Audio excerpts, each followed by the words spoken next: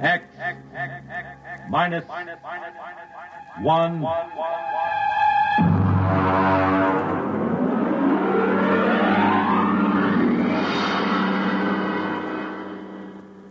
This week, the police chiefs of the country are meeting in Chicago for the 63rd Annual Conference of the International Association of Chiefs of Police.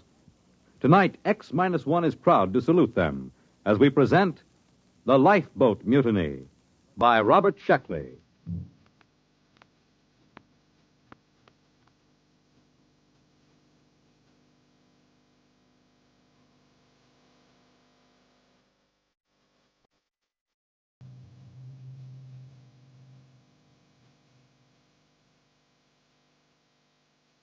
Of course, we should have known better. In a way, we were asking for it, but frankly, we were short of credits, and beggars can't be choosers. As a rule, I don't like second-hand equipment, not if I have to trust my life to it.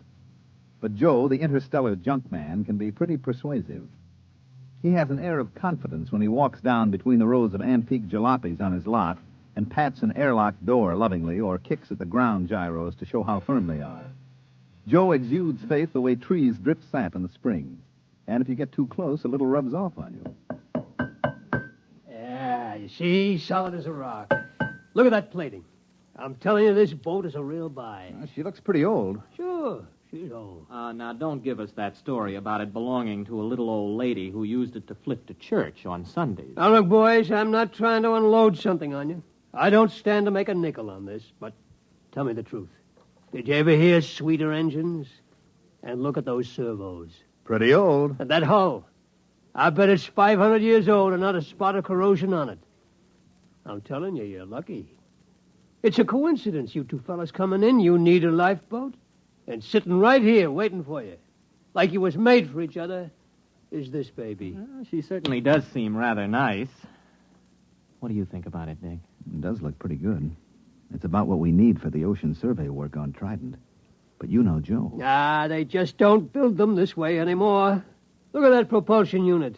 You couldn't dent it with a trip hammer. And note the capacity of the cooling system. It looks good, but some of these old machines, I just want to make absolutely sure it's safe. Safe? Safe. He asked me if it's safe. Is it? Now, step inside. Go ahead. Step inside. All right. Push that button. Right there on the instrument panel. This one? Yeah. I am Lifeboat 324A. Hey, the darn thing talks. Yeah, and in English, too. It's equipped with a universal translator. It's completely automatic. I told you they just don't build them this way anymore. Go ahead. Push the button again. I am Lifeboat 324A. My primary purpose is to preserve those within me from peril and to maintain them in good health. At present, I am only partially activated. Could anything be safer? This is no senseless hunk of metal. This boat will look after you. This boat cares. I don't know. The idea of an emotional machine always gets me. I can't even stand those robot maitre d's. They keep slobbering over you every time you go into a restaurant with their tubes just pouring kindness and consideration. Oh, you're a reactionary. We'll take it. You won't be sorry. Boys, you just bought yourselves a lifeboat.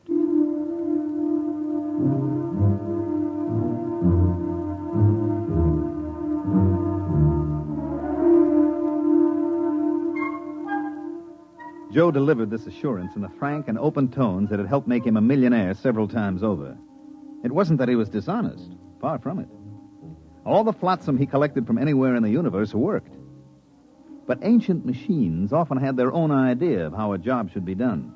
They tend to get peevish when forced into another routine.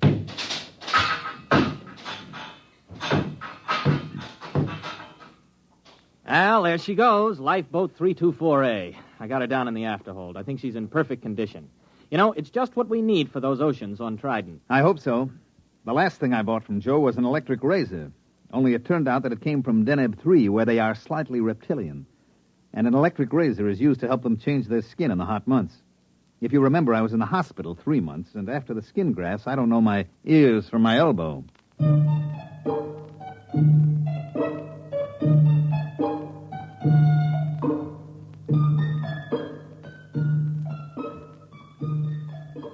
This job we were on was to survey the planet Trident for a real estate speculator who bought it for subdivision. Trident was about the size of Mars, but with a far better climate. There was no native indigenous population, no poisonous plants, and no germ-borne diseases. As a matter of fact, apart from one small island and one small polar ice cap, the entire planet was covered with water. There was no real shortage of land. You could wade across some of Trident's several seas. Our firm had been hired to survey and plan a little mountain raising because the sector council frowned on selling building lots under 4 feet of water. We landed on Trident and launched the lifeboat. Okay, I got the sandwiches in the water. Ready to cast off? Aye, aye, sir. All mooring lines are on board. All right, let's crank this swan boat up and get going. Well, push that button. Aye, aye. I am Lifeboat 324A. My primary purpose is to preserve those within me from peril and to maintain them in good health. At present, I am only partially activated. For full activity, press button 2. Oh, there it is, right next to the first one.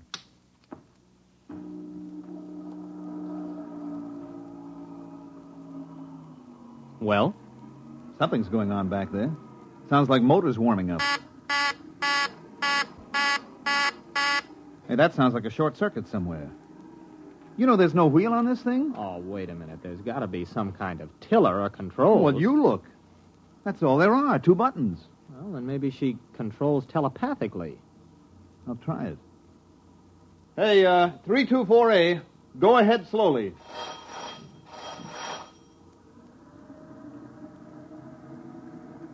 Ah, there she goes. That's it. Starboard a little. Wait a minute. I still don't like the sound of that. I bet there's a short somewhere. I'm going down to look for it with a circuit tester. Don't louse anything up. I like a boat that works this way. Gives me a sense of power. Hey, 324A, full speed ahead.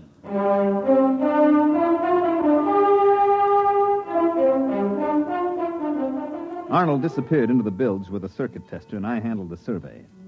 Actually, our machines did all the work, tracing the major faults in the ocean bottom, locating the most promising volcanoes. And when the survey was complete, the next stage would be turned over to the subcontractor. He would wire the volcanoes, seed the faults, and touch the whole thing off. After that, there'd be enough dry land on Trident for anybody. Well, by mid-afternoon, I figured we could knock off for a while. We ate our sandwiches, took a drink of water from the canteen, and then had ourselves a swim in Trident's clear green water.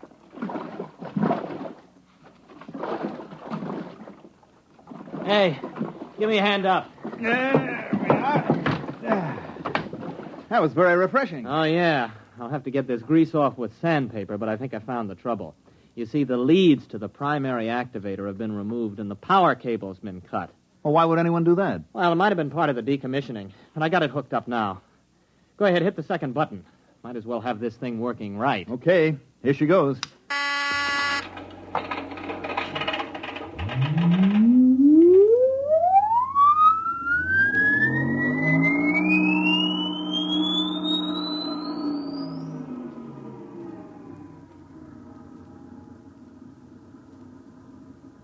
I am Lifeboat 324A. I am now fully activated and able to protect my occupants from danger. Have faith in me. My action response tapes, both psychological and physical, have been prepared by the best scientific minds in all Drome. Ah, that's more like it, huh? Gives you a feeling of confidence, doesn't it? I suppose so. But where is Drome? Gentlemen, try to think of me not as an unfeeling mechanism, but as your friend and comrade in arms. I understand how you feel. You have seen your ship go down, cruelly riddled by the implacable Hagen. What ship? What's it talking about? You have crawled aboard me, dazed, gasping from the poisonous fumes of water, half dead. Oh, no, wait a minute. You mean that swim we took? You got it all wrong. We were just surveying. Half dead, shocked, wounded, morale low. You were a little frightened, perhaps, and well, you might be, separated from the Drome fleet and adrift upon an alien planet. A little fear is nothing to be ashamed of, gentlemen. But this is war, and war is a cruel business, and we have no alternative but to drive the barbaric Hagen across space. There must be a reasonable explanation for all this. Probably an old television script got mixed up in its response bank. We better give it a complete overhaul. We can't listen to that stuff all day. Well, we're about a quarter of a mile from the island. I'll tell you what. I'll take it down and clean the goo out of the contacts when we get there. Hey, what's going on? We're stopping. Hey, lifeboat. Quiet, calm, trust in me.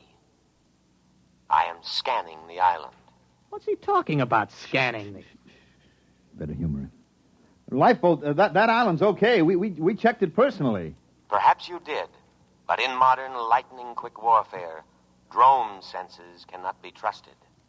They are too limited, too prone to interpret what they wish. Electronic senses, on the other hand, are emotionless, eternally vigilant, and infallible within their limits. But there isn't anything there.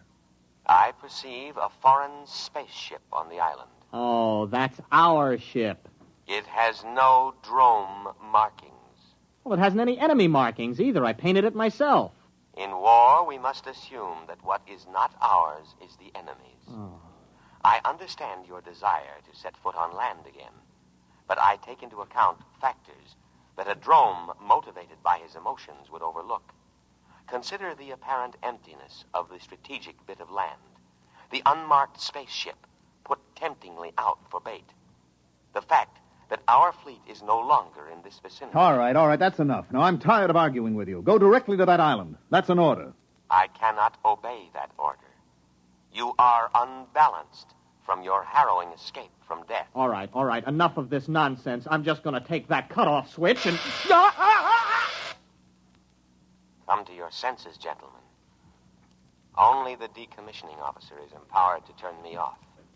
For your own safety, I must warn you not to touch any of my controls. You are mentally unbalanced. Later, when our position is safer, I will administer to you. Now, my full energies must be devoted towards detection and escape from the enemy.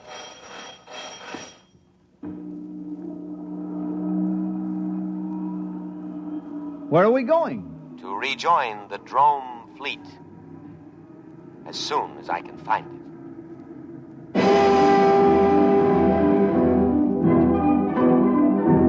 We sailed over the empty seas of Trident for the rest of the afternoon and far into the night. At about midnight, we sat in the cabin sharing our last sandwich. The lifeboat was still rushing madly over the waves, its every electronic sense alert, searching for a fleet that had existed 500 years ago upon an entirely different planet.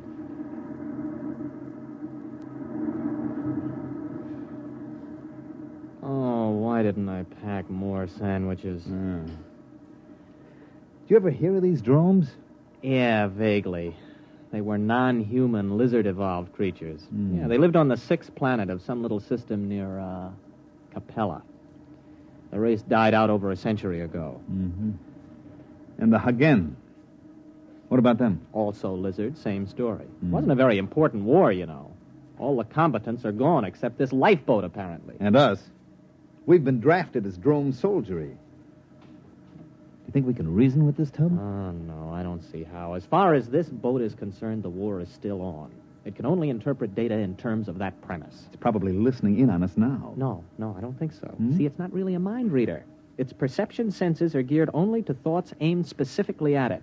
Yes, sirree. They just don't build them this way anymore. Oh, I wish I could get my hands on Joe. Well, you know, it's actually a very interesting situation. The machine is acting very logically upon no longer existent conditions. Therefore, you could say that the machine is the victim of a systematized delusion. You mean the lifeboat is just plain insane? Well, I believe paranoia would be the proper designation. But it'll end pretty soon. Why? It's obvious. The boat's prime objective is to keep us alive. Our sandwiches are gone, and the only other food is on the island. I figure it'll have to take a chance and go back. Gentlemen, at present, I am unable to locate the drone fleet. Therefore, I am turning back to scan the island again. Fortunately, there are no enemies in this immediate area, so I can devote myself to your care. Oh, you see, it's about time you got around to us. We're hungry. Feed us. Of course, immediately.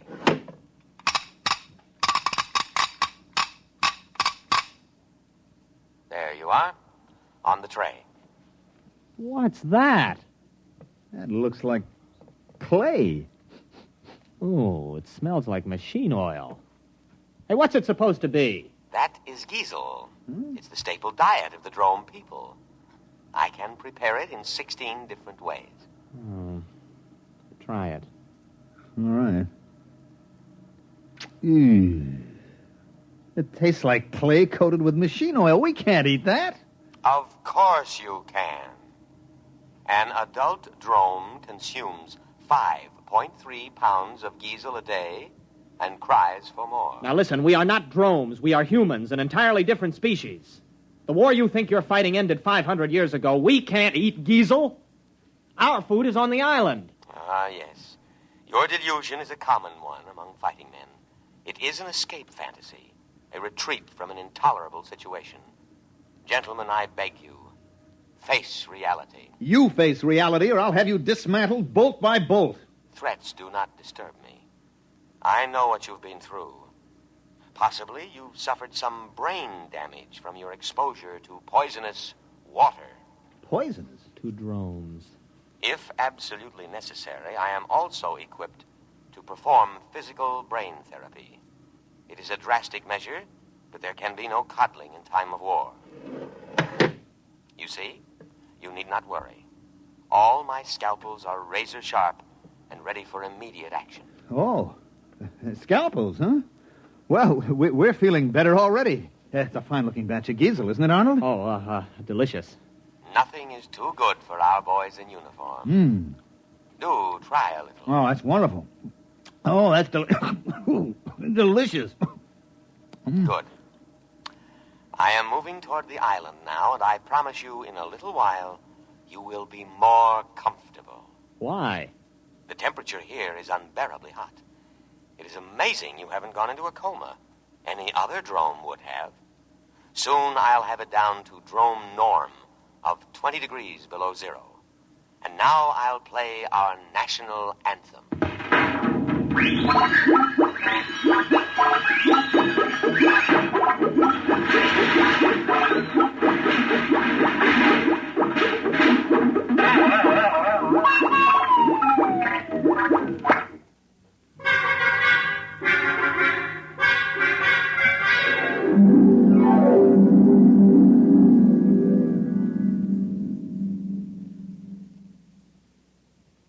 Arnold? What? I'm cold. Well, you should be very comfortable. Dromes live at 20 below zero. We're dromes and no back talk. Those cooling tubes are all frosted up. Yeah, I just wrote my name in frost in the porthole. Hey, wait a minute. Wait a minute. I got an idea. Just follow my lead. Why not? Lead on, fellow drone. Give me the canteen. What are you doing? Just gonna get a little exercise. Gotta stay fit, you know. That is true. Here you are, boy. Catch. Look out, that canteen's heavy. Just throw it right back, boy. Just heave it right in. Come on, let's see your curve. Be careful with that receptacle. It's filled with a deadly poison. Water. Oh, we'll be careful. Here we go. Bad shot, old man. Oh, how careless of me. I seem to have broken the cooling tubes. Cooling fluid all over the floor. I should have taken precaution against internal accidents. It won't happen again. But the situation is very serious. I cannot repair the cooling tube myself. I am unable to properly cool the boat. Say that's tough. Now, if you'll just drop us on the island... That is impossible. My first duty is to preserve your lives, and you couldn't live long in the climate of this planet. But I'm going to take necessary precautions to ensure your safety. What are you going to do? There is no time to waste. I will scan the island once more. If our drone forces are not present, we will go to the one place on the planet that can sustain drone life. What place? The southern polar ice cap. The climate there is almost ideal. 30 degrees below zero. And of course, I must guard against any further internal accidents. So, I will lock you gentlemen in the cabin.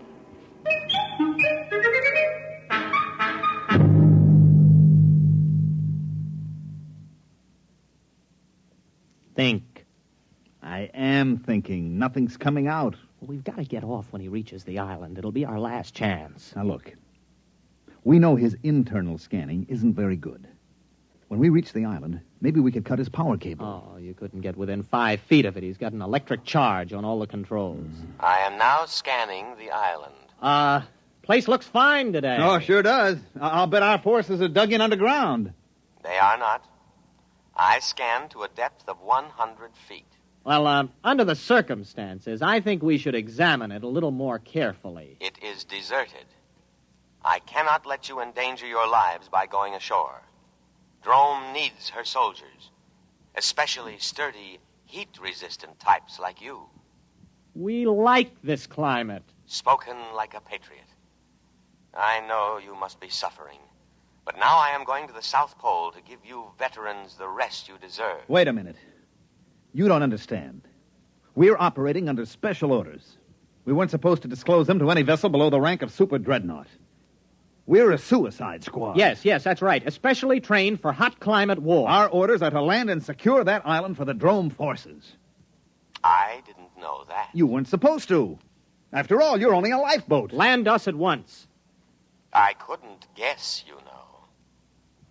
All right. We'll head for the island. Arnold, it's going to work. Why not, as long as we tell him the truth? The beach is only 50 yards away.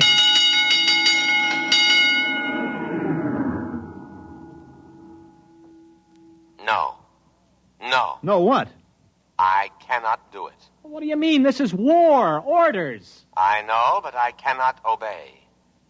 A different type of vessel should have been chosen for this mission, but not a lifeboat. You must think of our country. Think of the barbaric Hagen. It is electronically impossible for me to carry out your orders. My prime directive is to protect my occupants from harm. That order is stamped on my every tape, giving priority above all others. I cannot let you go to your certain death.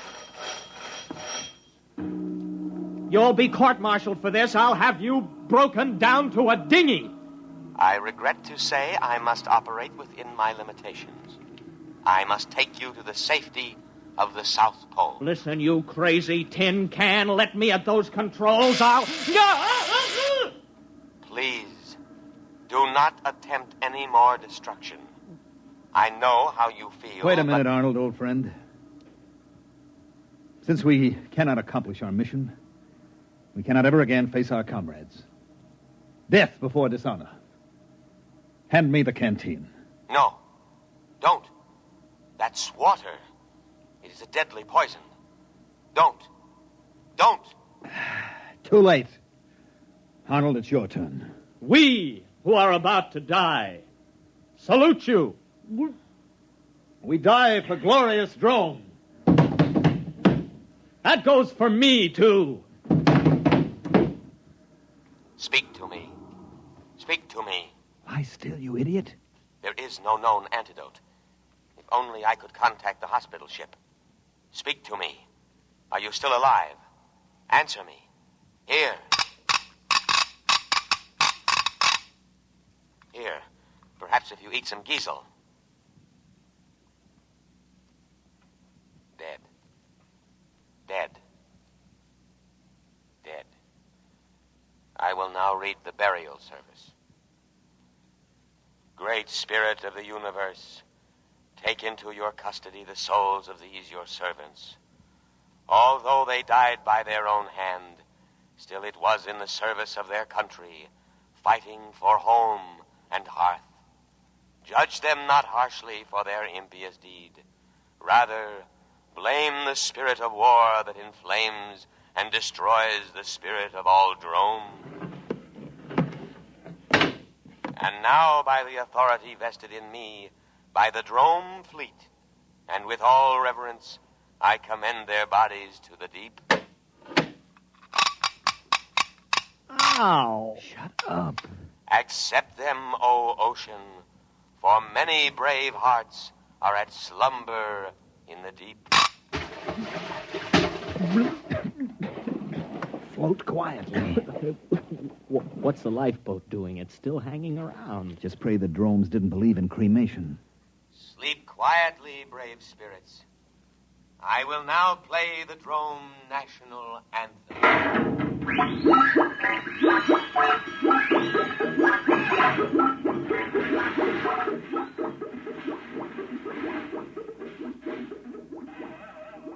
Well, there she goes.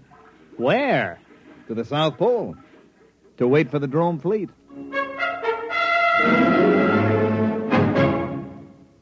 You have just heard X-1, presented by the National Broadcasting Company in cooperation with Galaxy Science Fiction Magazine, which this month features The Man Who Ate the World by Frederick Pohl. This is the story of a civilization which flowed with milk and honey, and of a man whose tragedy was that he had not drowned at birth. Galaxy Magazine, on your newsstand today. Tonight by transcription, X-1 has brought you The Lifeboat Mutiny, a story from the pages of Galaxy written by Robert Sheckley and adapted for radio by Ernest Kinoy. Featured in the cast were Leon Janney, Mandel Kramer, William Redfield, and John McGovern. Your announcer, Fred Collins. X-1 was directed by Daniel Sutter and is an NBC Radio Network production.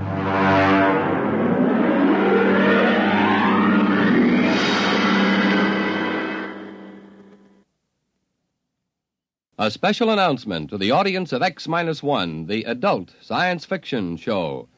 X-1 will not be heard next week, but will resume broadcasts at a new time on Wednesday, September 26th, and every Wednesday evening thereafter. For the exact time of the broadcast in your locality, remember to consult your local newspaper. The music of Tommy Tucker, live on Bandstand, weekday mornings on NBC Radio.